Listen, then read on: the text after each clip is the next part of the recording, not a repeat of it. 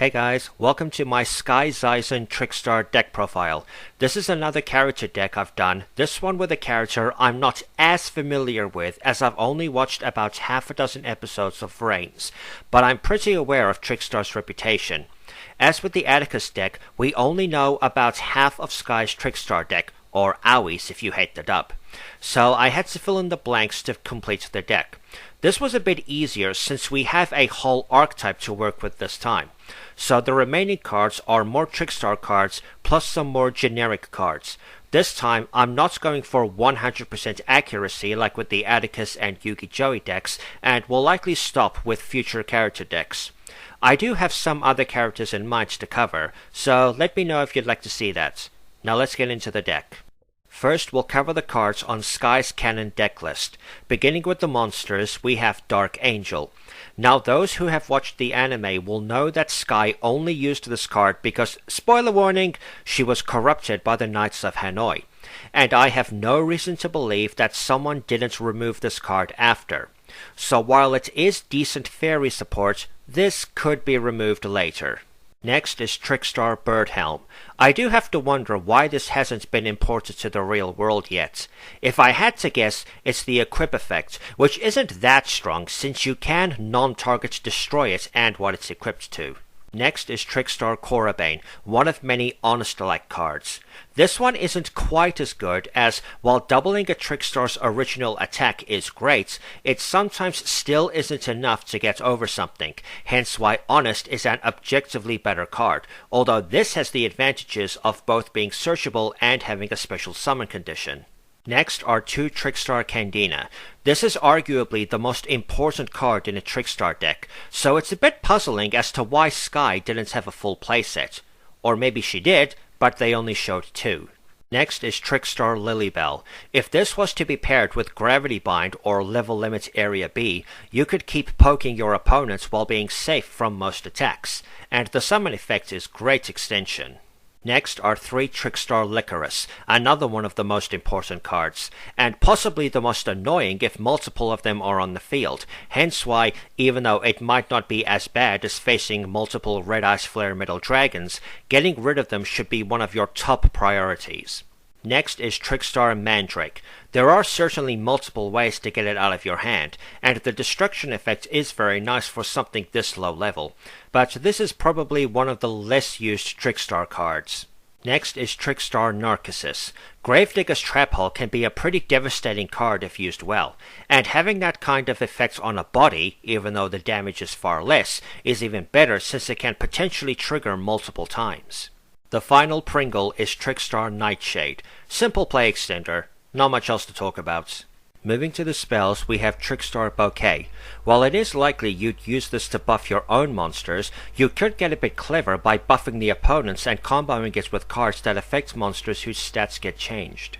Next is Trickstar Fusion. It is nice how from 5Ds onwards, they didn't limit the extra decks to just the summon mechanic of the time. Always better to have more options. Next is Trickstar Light Stage, a card so important it was limited at one point.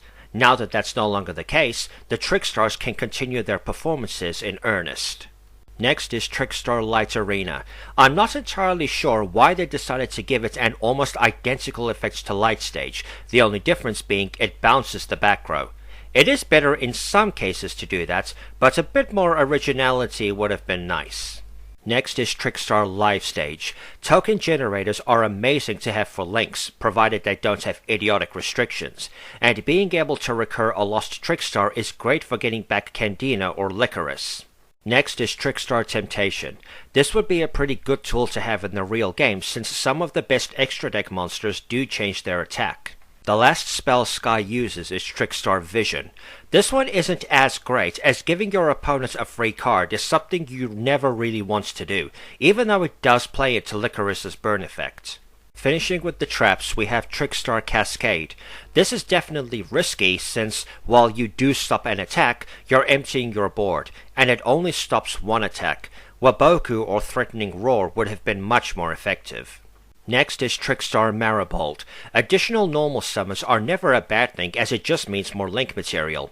This one does require a bit of setup, but that's not much of an issue for a deck like this.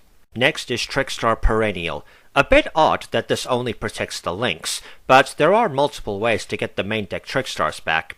I think adding Effect Destruction Protection would have been helpful since you can only use this card on one monster at a time.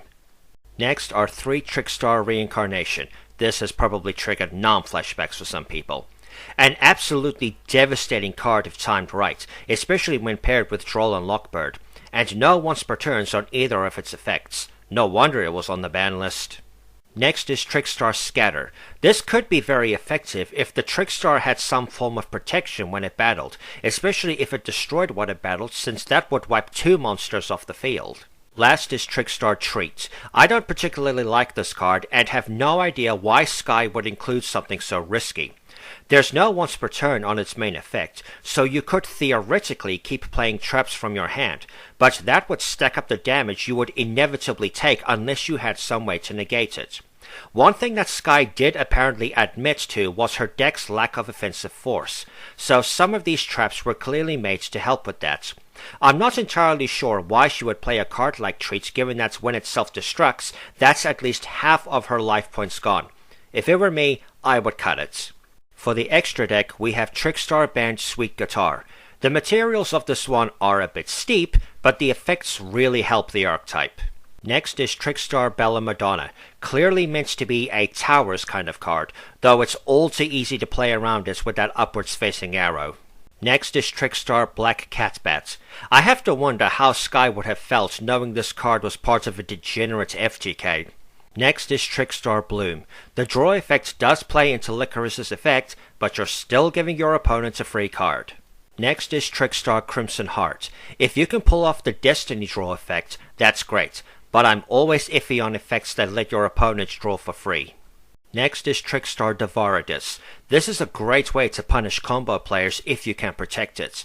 Pair this with Light Stage, your opponent only gets 20 summons before they hit 0, and that's assuming you don't also have Candina on board, which would whittle them down even faster. Next is Trickstar Delphinium. I'm not entirely sure how you're going to be banishing a lot of cards to get off its effect, but if you can do it consistently... Now that's a lot of damage! Finally is Trickstar Holly Angel, undoubtedly Skye's ace. This is arguably the most important extra deck card in Trickstars. I would imagine you'd want to get this out early. And that's all the cards Skye was said to use. The remaining cards are ones I've chosen to complete the deck. First is One More Korrabane. The mutually exclusive effects are a bit tricky, but having more Honests isn't a bad thing. Next is the third Candina. This is one of the most important cards in Trickstars, and Skye does play a playset of Licorice, so one more of this wouldn't hurt. Next is Trickstar Hoodie. While I'm not entirely sure if most people play the fusions, it is good to have another option for extra deck plays. Next is Trickstar Rodode. Getting back the links is pretty important. While Bella Madonna won't have its protection, if you put it in the leftmost zone, you can at least still use its burn effect. And if you use the fusions, that's another reason to use it. Next is Honest. This is an auto-include in any light-based deck. I'd be surprised if Skye didn't opt to use it if it was available. Moving to the spells, we have Trickstar Festival. None of the Trickstar links say you can't use the tokens as link material, and the added protection is most welcome, even if the locking into Trickstars restriction cuts splashability. Next is Trickstar Magical Laurel, archetypal premature burial, and extension just by playing the deck normally. Next is Angel of Blue Tears. It literally has Blue Angel on the art, and plays into the Trickstar playstyle, and Skye does run several normal traps, so the second effect would have targets. Finishing with the generic spells, I have Monster Reborn and Pot of Greed. Anytime I make an anime or character deck, these always go in, even if a specific character never actually uses them. Wrapping up with the traps, I have Half on Break, Impenetrable Attack, and Maiden of Blue Tears. The first two are an attempt to help Trickstars in combat, and the third is kind of an alternate version of the spell, though the fact that you can't immediately activate the spell you recycle, at least on your turn, is baffling. The last three extra deck cards for this video are Trickstar Band Dramatis, Trickstar Foxglove Witch, and Trickstar Noble Angel. I have no reason to believe that Skye wouldn't update her deck with more Trickstar cards if she had access to them. And that's it for the deck. There are still 2 cards missing, being Trickstar Colchica and Diffusion. I currently can't make proxies since the artwork available have the Yu-Gi-Oh! Watermark on them. Once I can actually get them made, I'll pin a comment on this video. If there are ever any scripted duels in the future with Blue Angel, I really hope they expand the deck with as much Trickstar support as possible.